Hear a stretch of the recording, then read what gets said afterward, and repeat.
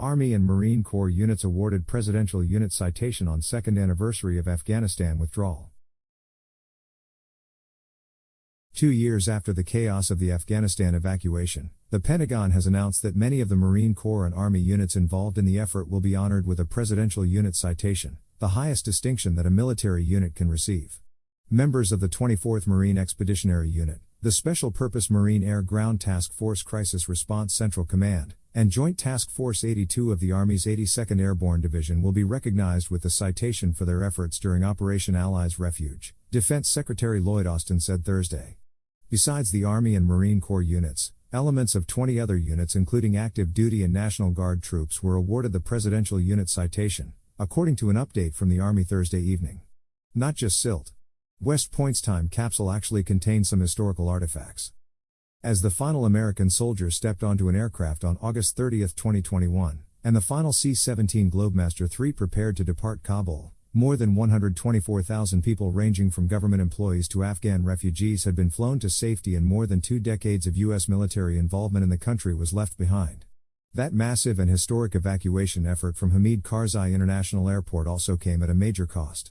When a suicide bomber struck at the airport's Abbey Gate during the rescue mission on August 26, 13th Troops 11 Marines, a sailor and a soldier were left dead, marking the final American casualties of the war. More than 20 other troops were wounded, and hundreds of Afghans also died or were harmed. Throughout America's longest war, our troops showed great courage and compassion, Austin said in a statement. In the war's final days, the United States, along with our allies and partners, safely evacuated more than 124,000 civilians from Afghanistan, in the midst of the pandemic and in the teeth of danger. Army Secretary Christine Wormuth praised the soldiers involved with the evacuation effort.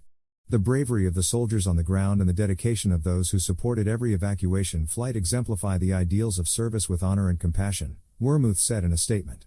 Until the last aircraft departed, the 82nd Airborne Division and members of JTF 82 held the line and provided the safe passage needed to evacuate over 100,000 U.S. citizens, Afghan civilians, and family members. Navy Secretary Carlos Del Toro said Marines and sailors involved in the Afghanistan evacuation showed courage during what became the final collapse of the U.S.-backed government and order in Afghanistan as the Taliban, a longtime foe of American forces, took control of the country. For their courage and resolve in the face of a terrorism and human calamity, this nation owes our service members a debt of gratitude, Del Toro said. I could not be more honored to recognize these truly exceptional Marines and sailors. Austin also mentioned supporting units, but it was not immediately clear which other groups would also receive the honor or whether others involved in the evacuation effort, such as National Guard units and Air Force support that helped evacuate civilians, would be included.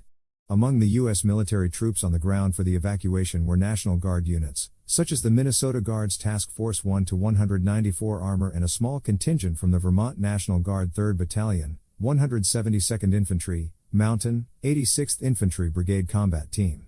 Meanwhile, the Air Force has given out hundreds of awards connected to airmen involved in the operation. The Department of the Air Force Public Affairs did not comment on Thursday's announcement and referred questions to the Secretary of Defense's office. The Presidential Unit Citation dates back to 1941, when it was awarded for exceptional heroism and bravery in the military following the attack on Pearl Harbor. It is judged with the same intensity as individual awards for valor such as the Distinguished Service Cross, Navy Cross or Air Force Cross. Brigadier General Pat Ryder, the Pentagon press secretary, told Military.com on Thursday that the awards are an ongoing effort. In the statement that we put out today, it highlighted the units that have currently been awarded that recognition, Ryder said. I'd refer you to the services right now for their current statuses. That's not to say there won't be others. The citations are the latest in the saga of Afghanistan, which carries a complex and often painful legacy. The military withdrawal and earlier fall of Kabul on August 15, 2021, stirred an array of emotions and strained the mental health of many of the troops and veterans who served in the longest war in U.S. history. Military.com reported last year that a survey of 1,450 military community members who helped with the evacuation found that 41% of those who answered reported suffering from trauma as a result of the withdrawal. The survey was conducted by the Association of Wartime Allies, Iraq and Afghanistan Veterans of America, and Veterans for American Ideals. That pain has not been erased for the families of those service members who were killed in the bombing at the airport either. This week, in testimony at a roundtable hosted by the House Foreign Affairs Committee, many of those parents expressed their sorrow and concern over how President Joe Biden's administration handled the evacuation. The United States of America will again be called on to evacuate and to rescue vulnerable groups of people, said Christy Shamblin, the mother-in-law of fallen Marine Sergeant Nicole G., according to CNN. Please help us make positive changes so that we don't have to watch another parent walk through the hell that we are walking. Editor's note. This story was updated with information from the Army on additional units receiving the award. Konstantin Tarapin and Steve Bainan contributed reporting. Thomas Novelly can be reached at thomas.novelly@military.com. Follow him on Twitter at Tom Novelly. Related. 1 year later, troops and veterans involved in Afghanistan exit grapple with mental scars.